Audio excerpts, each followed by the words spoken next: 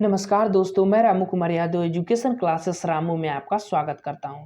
दोस्तों, आज का हमारा टॉपिक है शैक्षिक प्रबंधन एवं प्रशासन का पार्ट 2। तो इससे पहले हम लोगों ने जो पहला पार्ट पढ़ लिया था और आज हमारा दूसरा पार्ट है। तो याद रखिएगा, पहला पार्ट आप जरूर देखिएगा, उसके बाद हम दूसरे पार्ट को देखेंगे। तो आज का हमारा टॉपिक शैक्षिक प्रबंधन एवं प्रशासन। इसकी पहली वाली वीडियो जो मैंने अपलोड किया हूँ वो भी शैक्षिक प्रबंधन एवं प्रशासन के पार्ट 1 है, ये पार्ट 2 है, इसको ध्यान में रखिएगा। पहले पार्ट में मैंने कुछ इंपोर्टेंट पॉइंट को आप लोगों को पढ़ाया जो कि शैक्षिक प्रबंधन एवं प्रशासन के अंतर्गत आते हैं। आज का भी कुछ इंपोर्टेंट बचे खुचे जो भी इंपोर्टेंट पॉइंट है आज के वीडियो में कवर कर दिया जाएगा। उसके बाद हम इससे अकॉर्डिंग कुछ इंपोर्टेंट क्वेश्चन को कवर किया जाएगा। उसके बाद जब हमारा ये टॉपिक खत्म हो जाएगा तब हमारा जो शिक्षण कौशल है जो कि 10 नंबर का पार्ट है वो समाप्त हो जाएगा। और इसके समाप्त होने के बाद हम तुरंत जीवन कौशल को जो है हम स्टार्ट कर दिया जाएगा जीवन कौशल को। और जीवन कौशल के अंतर्गत हम जितने भी टॉपिक आएंगे उनको पढ़ेंगे। तो आज चलते हैं पार्ट 2, कुछ इंपॉर्टेंट पॉइंट है उनको कवर करते हैं शैक्षिक प्रबंधन एवं प्रशासन के अंतर्गत। तो पिछली जो हमारा वीडियो था उसको जरूर देखिएगा, क्योंकि उसको देखेंगे उसमें काफ़ी इंपॉर्टेंट पॉइंट हमने आप लोगों को कवर कराया। तो आज का हमारा पहला पॉइंट है कि विद्यालय में पुस्तकालय का महत्व। अब देखिए, शैक्षिक प्रबंधन का मतलब आपको पहली वीडियो में मैंने बताया था कि एक शिक्षा की व्यवस्था को चलाने के लिए कई लोग मिलकर एक व्यवस्था बनाते हैं, एक योजना बनाते हैं, एक प्लान बनाते हैं। उसी के आधार पर एक विद्यालय या शिक्षण प्रणाली की जो व्यवस्थाएं हैं वो चलती रहती है। उसी को हम शैक्षिक प्रबंधन कहते हैं। शैक्षिक प्रबंधन में जो भी साधन दिए जाते हैं, जो भी संसाधन दिए जाते हैं, उनका प्रभावपूर्ण प्रयोग कर लेना या उद्देश्यपूर्ण प्रयोग कर लेना ही शैक्षिक प्रबंधन कहलाता है। ये अपने आधार पर परिभाषा लिख सकते हैं या बता सकते हैं। हालांकि थ्योरी पूछेगा नहीं, प्रश्न पूछता है और विकल्प आपके सामने दिया रहता है। तो आप थ्योरी पढ़े रहेंगे तभी आप प्रश्न दे सकते हैं। अब कोई ये नहीं कर सकता कि ये ही प्रश्न एग्जाम में आएगा। हमारा काम है आपको पढ़ाना, आपको पढ़ा रहे हैं, आप ध्यान से बस कुछ चीजों को सुनिए। उसके बाद ऑटोमेटिक ही आपके जब आपके सामने प्रश्न आएंगे ना तो उसका उत्तर आप तुरंत लगा लेंगे। तो चलिए दोस्त, आज का हमारा पहला पॉइंट है विद्यालय में पुस्तकालय का महत्व क्या होता है, इसको समझते हैं। पर देखिए, किसी भी विद्यालय में जब पुस्तकालय रखा जाता है तो उसका महत्व क्या होता है वही चीज इसमें बताया जाए। जैसे कि प्रत्येक विद्यालय में छात्रों की चरित्र विकास की दृष्टि से तथा शैक्षिक कार्यक्रम की गुणवत्ता की दृष्टि से पुस्तकालय का बहुत महत्वपूर्ण स्थान होता है। यानी कि बच्चे अपने अकॉर्डिंग, अपने रुचि क्षमता के अनुसार जाते हैं, वहां से बुक उठाते हैं और उनको पढ़ते हैं। वो सबसे ज्यादा शिक्षा को प्रगतिशील बनाने के लिए कभी महत्वपूर्ण होता है पुस्तकालय। तो पहला पॉइंट यही कह रहा था। दूसरा पॉइंट क्या कह रहा है कि प्राथमिक कक्षाओं हेतु पाठ्य पुस्तक में गुण क्या होते हैं वो चीज को समझते हैं। देखिए, चित्र रंगीन होने चाहिए अगर आप प्राथमिक विद्यालय के पुस्तक बना रहे हैं, और आकर्षक होने चाहिए, आकर्षक दृश्य होने चाहिए जिससे कि बच्चों की जो रुचियां होती हैं उसमें ज्यादा आकर्षित हो, उसमें उनका मन लगे पढ़ने में। पाठ्य पुस्तक वस्तु सुस्पष्ट बोलचाल की सहज भाषा में होना चाहिए। ये पाठ्य पुस्तक का मेन गुण होता है प्राथमिक स्तर पर। आगे, बच्चों को अपने आप सीखने के अवसर हो, उसमें अवसर भी दिया होता है। देखिए, जब आप प्राथमिक स्तर की कुछ बुकें देखेंगे ना तो उसमें कुछ रिक्त स्थान दिए रहते हैं, तो उसमें बच्चों को भरना होता है उस चित्र को देखकर। तो ऐसे अवसर दिया रहना चाहिए। पाठ्य वस्तुओं से बच्चों को अपने आप सीखने का ज्ञान, स्वमूल्यांकन के अवसर भी हो उसमें। और पाठ्य वस्तुओं से बच्चों को प्रोत्साहन एवं जिज्ञासु बनाया जा सके। ये सब गुण एक प्राथमिक स्तर के पाठ्य पुस्तक जब आप बनाते हैं तो उस पाठ्य पुस्तक में रहना चाहिए। ये गुण है उसके अंतर्गत। ठीक, अब आगे चलते हैं। प्राथमिक और उच्च प्राथमिक स्तर विद्यालय में प्रदान अनुदान। तो ये भी काफी इंपॉर्टेंट है और प्रश्न बना है तो ध्यान में रखिएगा। जैसे कि प्राथमिक स्तर और उच्च प्राथमिक स्तर के जो विद्यालय को प्रबंधन के अनुदान, कुछ दान दिए जाते हैं रख रखाव की व्यवस्थाएं के लिए विद्यालय के, वो चीज को इसमें बताया गया है। जैसे कि सर्व शिक्षा अभियान के अंतर्गत, देखिए एक चीज को ध्यान में रखिएगा, ये प्रश्न पूछा हुआ है एग्जाम में कि सर्व शिक्षा अभियान का प्रारंभ कब किया गया था। तो सर्व शिक्षा अभियान का जो प्रारंभ है वह 15 अगस्त याद रखिएगा, 15 अगस्त 1995 में इसकी शुरुआत किया गया था, जो है सर्व शिक्षा अभियान का। तो इस चीज को ध्यान में रखिएगा। सर्व शिक्षा अभियान के अंतर्गत प्राथमिक स्तर के विद्यालयों को 5,000 रुपए और उच्च प्राथमिक स्तर के विद्यालयों को 7,000 रुपए प्रति वर्ष अनुदान के रूप में दिया जाता है। उस विद्यालय के रख रखाव के प्रति ये पैसा दिया जाता है। ठीक, अगला टीएलएम से संबंधित पैसे दिए जाते हैं, उसको भी समझ लेते हैं। ये भी प्रश्न पूछता है कि टीएलएम, टीचिंग लर्निंग मटेरियल के लिए, ये भी सर्व शिक्षा अभियान के अंतर्गत ही आता है। सर्व शिक्षा अभियान का शुरुआत 15 अगस्त, यानी कि 15 अगस्त को हमारा देश स्वतंत्र हुआ था, ऐसे लगा लीजिएगा, 1995 में इसकी शुरुआत किया गया था। तो सर्व शिक्षा अभियान के द्वारा प्राथमिक एवं उच्च प्राथमिक स्तर के प्रत्येक शिक्षक को 500 रुपए प्रति वर्ष टीएलएम शिक्षण अधिगम सामग्री के निर्माण हेतु दिए जाते हैं। 500 रुपया प्राथमिक और उच्च प्राथमिक स्तर दोनों के लिए जो खेल सामग्रियां होती है उनको उपलब्ध कराने के लिए पैसा दिया जाता है। आगे चलते हैं। अगला पॉइंट हमारा क्या कह रहा है कि पाठ्य सहगामी क्रियाओं के अंग कौन कौन होते हैं। ठीक, पाठ्य सहगामी क्रियाओं के अंग कौन कौन होते हैं उसको समझते हैं।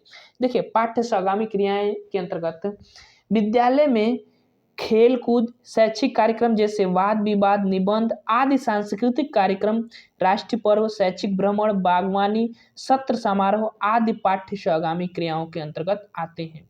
तो देखिए, जब आप शिक्षण करते हैं तो उसके दो अंग होते हैं।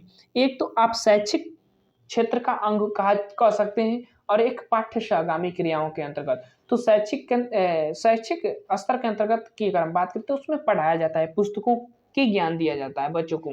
लेकिन इसमें जो होता है अन्य सामग्रियां की, जैसे खेल कूद, भ्रमण, निबंध, ये सब जितने भी अलग से क्रियाएं कराई जाती हैं उसको पाठ्य सहगामी क्रियाएं कहा जाता है। ठीक, यहाँ से भी प्रश्न बन सकते हैं, पूछेगा कि इसमें से कौन सा पाठ्य सहगामी क्रियाएं हैं, निम्न में से कौन सा। आपको 3 तो पाठ्य सहगामी क्रियाएं रहेगा, एक अलग रहता है, वो छांटना रहता है। तो ऐसे प्रश्न यहाँ से बन सकते हैं, तो इस चीज को ध्यान में रखिएगा।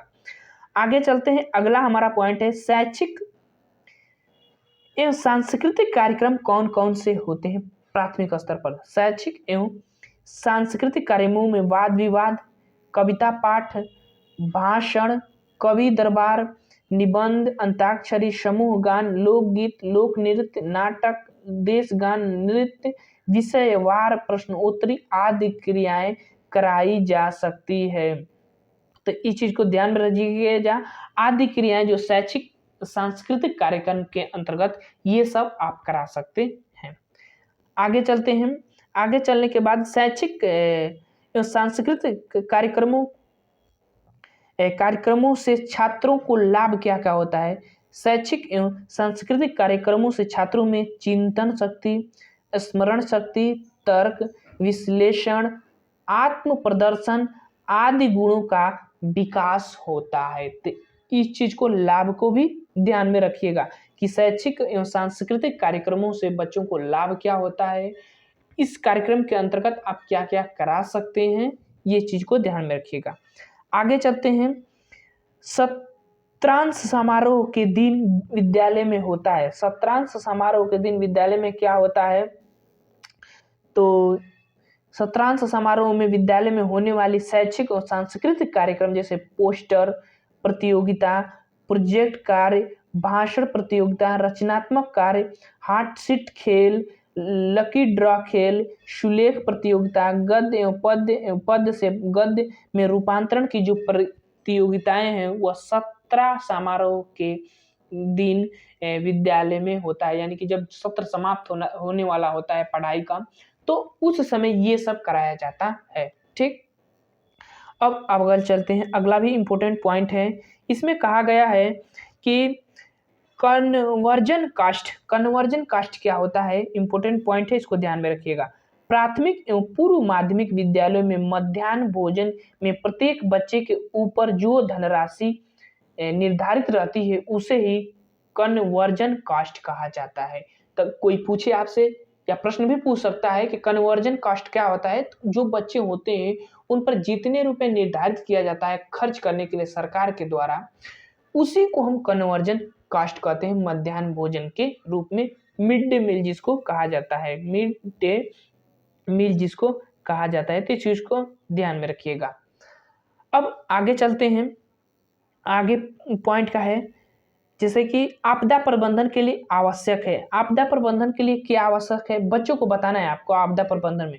देखिए, सफल आपदा प्रबंधन के लिए कारगर पुनर्वास एवं पुनर्निर्माण नीति एवं व्यवस्था का होना अति आवश्यक है। आपदा प्रबंधन से सही निगरानी और मूल्यांकन एक महत्वपूर्ण घटक होता है। तो ये प्राथमिक स्तर पर कराया जाता है आपदा प्रबंधन। बच्चों को एक सीमित क्षेत्र दिया जाता है और उसके बाद उस क्षेत्र की निगरानी करने के लिए उनके मूल्यांकनों को, जो निगरानी करते हैं उनके मूल्यांकनों को, नैतिकता को, सामाजिकता को जांचा जा सकता है।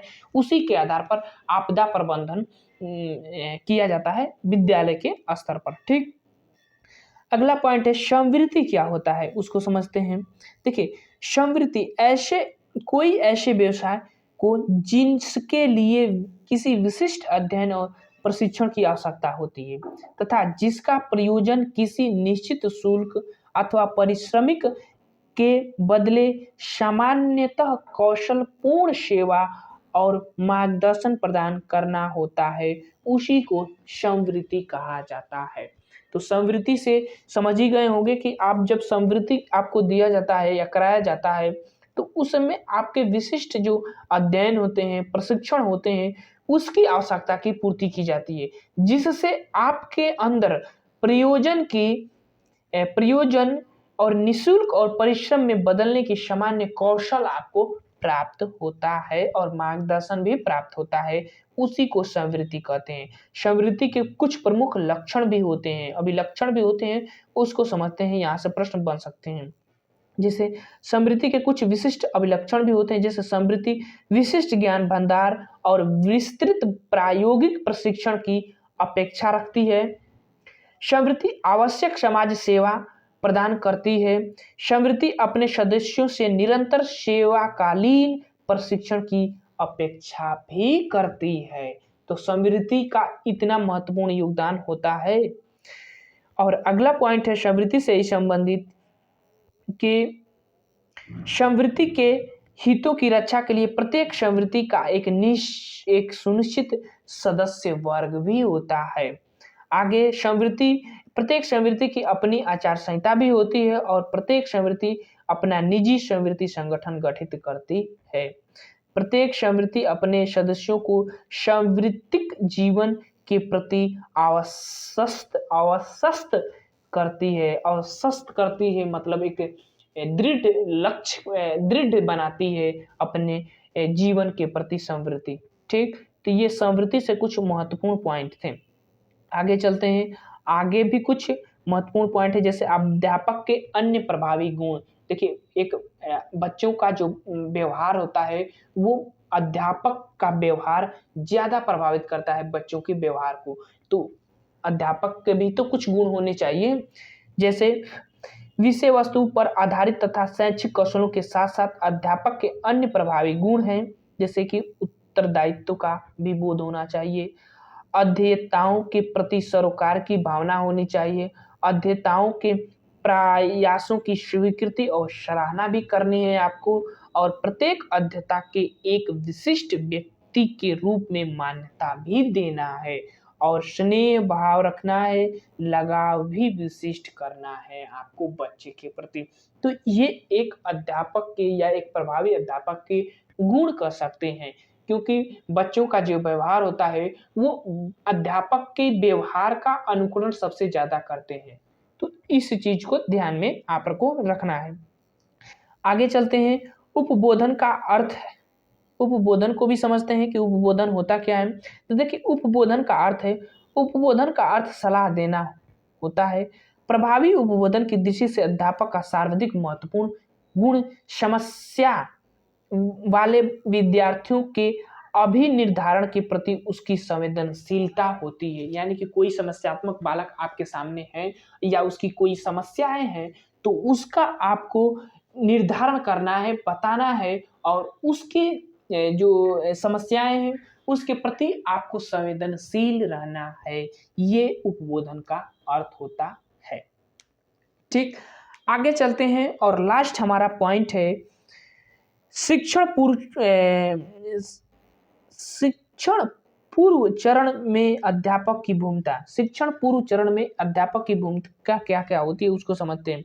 शिक्षण पूर्व चरण में अध्यापक की भूमिका मूलतः प्रबंधन, योजना निर्माणकर्ता की होती है। यानी कि जब आपका शिक्षण किया जाता है और जब आप शिक्षण करने के बाद आप पहले जाते हैं तो उसके बाद आपके अंदर क्या क्या भूमिकाएं होनी चाहिए। प्रबंधन की भूमिका होनी चाहिए, योजना की भूमिका होनी चाहिए, निर्माणकर्ता की भूमिका और निर्णयकर्ता की भूमिका आपके अंदर होनी चाहिए। ये होता है पूर्व चरण के अंतर्गत एक शिक्षक के आता है।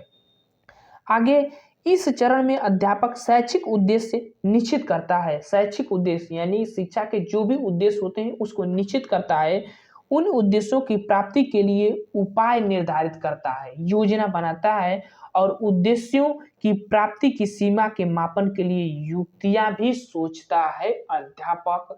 ये अध्यापक के पूर्व गुण होते हैं एक विद्यालय के प्रबंधन के लिए। ठीक, तो इस चीज को ध्यान में रखिएगा। अगर कोई भी अध्यापक पहले कक्षा में जाता है तो वो प्रबंधन बनाता है, शिक्षा की व्यवस्थाएं बनाता है और उसके कुछ उद्देश्य बनाते हैं और उसी उद्देश्य पर वो कार्य करता है और उसी उद्देश्य की प्राप्ति के लिए उसके पूर्व ये जितने भी ये गुण है ये उसके पूर्व गुण के अंतर्गत आ जाते हैं।